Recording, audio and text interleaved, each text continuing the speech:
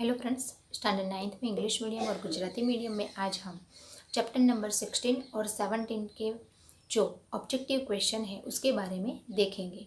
रिक्त स्थानों की पूर्ति कीजिए और सही गलत विधान जो आपको एग्ज़ाम में या तो फिर टेस्ट में बहुत ही अच्छा लगेगा। जो आपने वीडियो देखी है और याद कर लिया है तो आपको दोबारा रटने की ज़रूरत नहीं होगी। तो प्लीज़ आप उसे वीडियो में अच्छी तरह से समझ लीजिए और अपनी नोटबुक में लिख लीजिए। ओके, तो अब शुरू करते हैं चैप्टर नंबर 16। भारतीय संस्कृति में गुरु शिष्य का महत्व, उसमें हम फिलिंग द ब्लैंक्स को देखेंगे।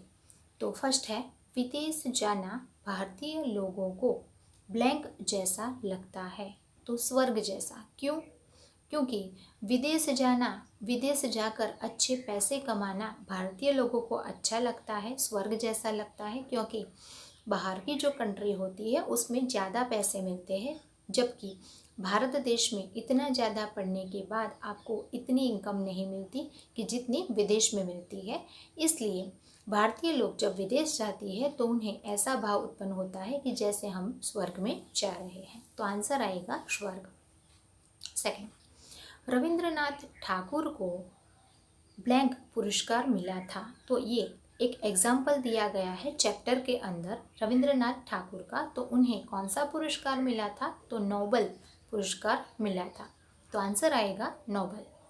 तीसरा, एक बार सुप्रसिद्ध भारतीय ब्लैंक गामा मुंबई गए। तो ये भी एक उदाहरण दिया गया है, एग्जाम्पल दिया गया है पहलवान का, कि एक बार सुप्रसिद्ध जो भारतीय पहलवान था तो गामा मुंबई गए थे। तो आंसर आएगा पहलवान। फोर्थ, रामकृष्ण परमहंस वर्षों तक योग्य ब्लैंक खोजते रहे। तो शिष्य खोजते रहे, क्योंकि योग्य शिष्य न मिलने पर भी गुरु को दुख होता है। वैसा ही एक उदाहरण रामकृष्ण परमहंस का है कि वर्षों तक वो योग्य शिष्य ढूंढने के लिए, खोजने के लिए इधर उधर देखते रहे और दुखी भी थे। और उनका आंसर आएगा फोर्थ का शिष्य, क्योंकि आवश्यक योग्य शिष्य होना भी गुरु का सौभाग्य माना जाता है। तो आप भी ऐसे शिष्य बनिए कि अपने गुरु को आनंद हो जाए। इस चैप्टर से हमें यही सीख प्राप्त करनी है। 5, अब शिक्षण कार्य ब्लैंक पालने का साधन बन गया है। तो पेट पालने का साधन बन गया है। ये हम जनरली जानते ही हैं कि अच्छे स्कूल में पढ़ते हो तो अच्छी फीस भरनी पड़ेगी। अगर ऐसे तैसे स्कूल में पढ़ोगे तो आपको इतनी फैसिलिटी, इतने अच्छे टीचर्स या तो इतना अच्छा टीचिंग नहीं मिलेगा। इसलिए उनको जो आपको अच्छी फीस भी भरनी पड़ेगी और सामने जो आपको सेवा दे रहे हैं उनको अपना खर्च चलाने के लिए पैसे भी चाहिए। तो आज के रूटीन समय में, लाइव समय में माना जाए तो शिक्षण कार्य पेट पालने का साधन ही बन गया है। उसका अर्थ आपको उल्टा नहीं निकालना है। जनरली यही सोचना है कि अच्छी फैसिलिटी चाहिए, वहाँ पैसे से ही मिलती है और पैसे भर के हमें वो फैसिलिटी प्राप्त होती है। तो सामने वाले जो आपको दे रहे हैं जो सेवाएं, उनको भी पैसे की ज़रूरत होती है। तो ये पेट पालने का साधन बन गया है, ये एक लाइव ही माना जाएगा। सेकंड, चैप्टर नंबर 17 की हिंदी के श्रेष्ठ कवि के रूप में जो पद है, पोएम है, तो किसका नाम आता है? तो तुलसीदास जी का नाम आता है। हिंदी के श्रेष्ठ कवि यानी कि सबसे ऊपर नाम लिया जाए हिंदी भाषा को लेकर, लिटरेचर को लेकर, तो सबसे ऊपर कवि का जो नाम है तुलसीदास जी का है। सेकंड, बाबा ब्लैंक ने तुलसीदास जी को अपने पास रखा। तो किसने अपने पास रखा? हरिदास जी ने तुलसीदास जी को अपने पास रखा था। तीसरा, जटायु सूर्य के सारथी का ब्लैंक था, तो पुत्र था। ये भी आप अगर रामायण देख लिया है तो आपको मालूम होगा कि जटायु सूर्य का जो सारथी था, सारथी का जो पुत्र माना जाता था। फोर्थ, गोस्वामी तुलसीदास का श्रेष्ठ ग्रंथ ब्लैंक है। तो ये भी हिंदू धर्म के अंदर जो आप आते हो तो आपको ये मालूम होना चाहिए कि गोस्वामी तुलसीदास का श्रेष्ठ ग्रंथ रामचरितमानस है। फिफ्थ, संसार राम को ब्लैंक नाम से जानता है, तो संसार राम को पतित पावन के नाम से जानते हैं। ये उनका सेकंड नाम माना जाएगा, पतित पावन, जो राम के नाम से भी जाना जाता है। आगे देखिए तो हम सही गलत विधान के बारे में देखेंगे।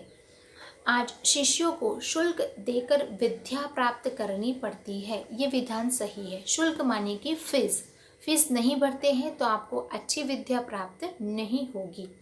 सेकंड, विदेशों में कदर होने के बाद भारत में लोग व्यक्ति को सम्मान देते हैं। ये उदाहरण दिया गया है, पूरे चैप्टर को आप रीड कर लो तो आपको समझ में आ जाएगा कि यहाँ जो व्यक्ति फेमस नहीं बना, विदेश में जाकर जो फेमस बन के आता है, तब जाकर भारत के लोग मानने लगते हैं उस व्यक्ति को और सम्मान भी देने लगते हैं। ये विधान भी सही है। तीसरा, संगीतकार की अपेक्षा श्रोता अधिक मूल्यवान है, ये विधान भी सही है, क्योंकि संगीतकार जो है एक बार संगीत बना लेता है, लेकिन उसकी अपेक्षा श्रोता यानी जो सुनने वाला गण होता है, जो सुनने वाला समूह होता है, अधिक मूल्यवान माना जाता है, क्योंकि वो उनके इतने चाहक बन जाते हैं। फोर्थ, सेवा लेने और देने की वस्तु है, तो ये गलत है। सेवा लेने और देने की नहीं है, सिर्फ देने की ही वस्तु मानी जाती है। फिफ्थ, हमारे देश में ज्ञान पाने के लिए मैक्स मुलर ने जीवन भर प्रार्थना की, तो ये विधान भी सही है। चैप्टर नंबर पोएम नंबर 17, उसके सही और गलत विधान कि भगवान को अत्यंत दीन लोग ही प्रिय है, तो ये विधान सही है। दीन माने कि गरीब। क्यों प्रिय है? क्योंकि वो हमेशा ईश्वर को, भगवान को याद करते हैं, लेकिन जो ज़्यादा पैसे वाले होते हैं वो सिर्फ दुख के समय में भगवान को, ईश्वर को याद करते हैं।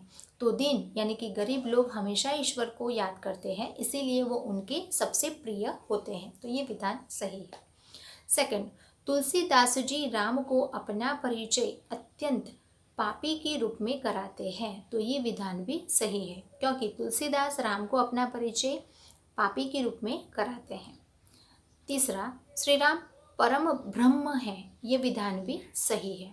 फोर्थ, तुलसीदास जी राम से किसी भी तरह से नाता जोड़ना नहीं चाहते, तो ये विधान गलत है, क्योंकि तुलसीदास तो राम के भक्त थे, परम भक्त थे, इसलिए उनसे हमेशा संबंध और नाता जोड़ना ही चाहते थे। नाता मीन्स की संबंध, रिलेशन, तो ये हमेशा उनके साथ संबंध बनाए रखना चाहते थे, तो ये विधान गलत है। तो इस प्रकार आपको चैप्टर नंबर 16 और पोएम नंबर 17 के सही गलत विधान और फिलिंग द ब्लैंक्स अपनी नोटबुक में ऑब्जेक्टिव क्वेश्चन में लिख लेना है और इसको अच्छी तरह से वीडियो में समझ लेना है। और जब अगला टेस्ट आएगा या तो फिर कोई एग्ज़ाम होगी, उसमें इस प्रकार के प्रश्न रखे जाएंगे जो आपको समझने में इजी रहेंगे वीडियो के द्वारा। Okay, thank you.